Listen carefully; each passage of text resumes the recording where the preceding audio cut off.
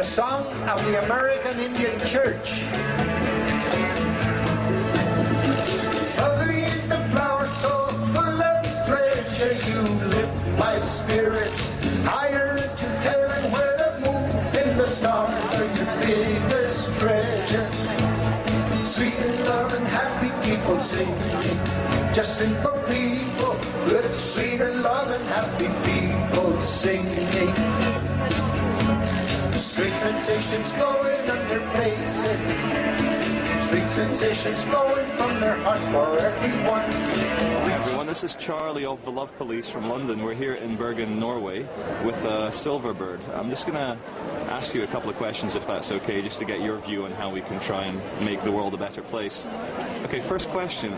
A lot of people of my generation, I'm 29 years old, we feel that we need to be very active to try and break the control illusion which 90% of people seem to be living under.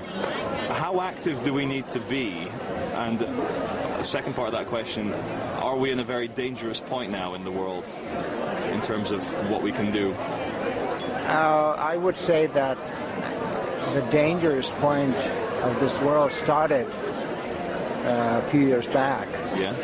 And it has to do a lot with the way we're living. I think that we've been trained now or programmed. I just spoke about that a while ago to someone.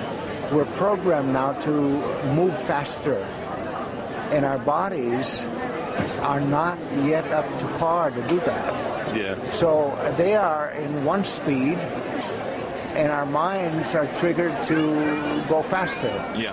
Therefore, we're living in an age where it's going to hurt our whole generation, the new generation, as well as the old, definitely. Mm-hmm. And as we go along, you know, we wonder why all the things that are happening to us are happening so fast.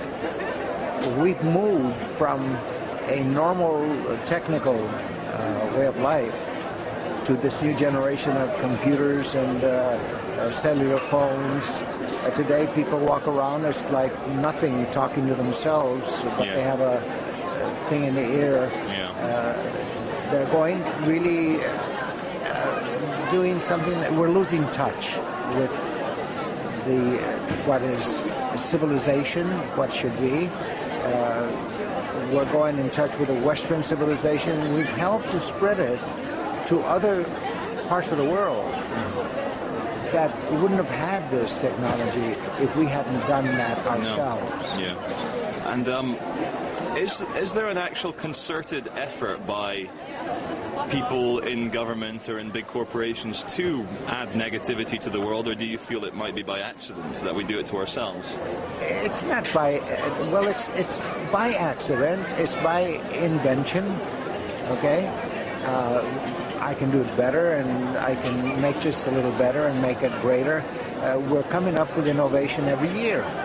Every time you see a computer show out of Las Vegas, for instance, which is where they present them normally, you see something new that's coming to the world. Yeah. Some new technology that's going to be better. And does it make things better? No, it doesn't make things better. It's creating chaos with our youth. I'm worried about our youth. Me too. From your age down to the 6-year-old people. Sure, it's good that you're smart with a computer today, that you're not afraid of it. Yeah. But you should not be hooked on it either. In other words, controlled by it. Yeah. We're losing touch with nature, with Mother Nature. The Native American way, I call it the original natives of America's way. Yeah. We don't have, we can still think about Mother Nature. Mm-hmm. And we feel that society is losing touch with that. Yeah. We're losing touch with not only Mother Nature, but spirituality as well. Because spirituality, we all have it. We all have spirit. But it's weakening. our spirits. Yeah. And for people like myself, because I do my best to resist this onslaught of the technologically advanced machine thinking of the world where human beings are treated as less than human and the spiritual side is ignored. I try and fight this.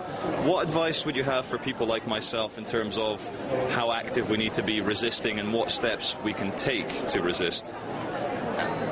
You know, it's kind of a loaded question in a way.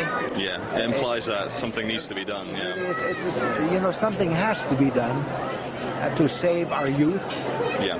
Okay, we can't worry about the old folks, for instance, at home anymore.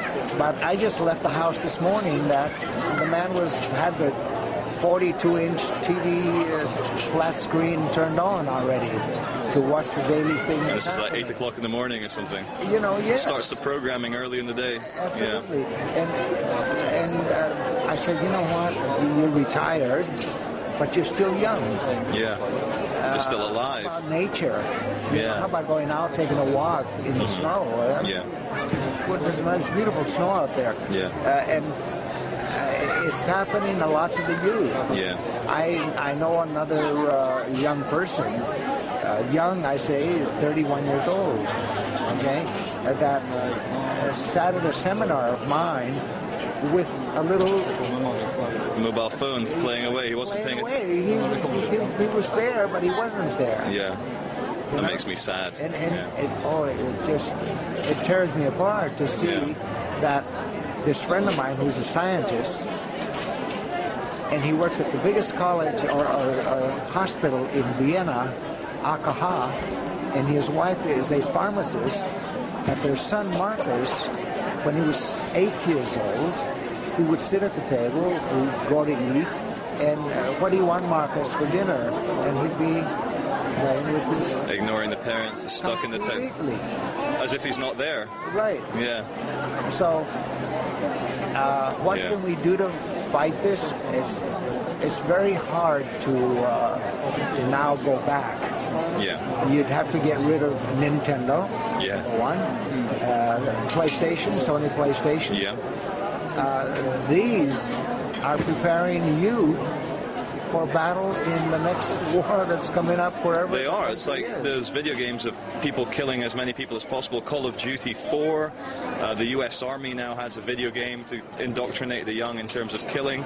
And it's to turn people into machine men, I feel. That's my opinion. Okay. But I was watching London, BBC, one day, about the fact that not enough young men were joining the military. And they were complaining about it. One was complaining, and the general that was being interviewed, he said, well, we don't have to worry. We're really not worried because there's a new group of Nintendo coming up. And he said this on the BBC. He said this on BBC, and I said, oh, there's my point.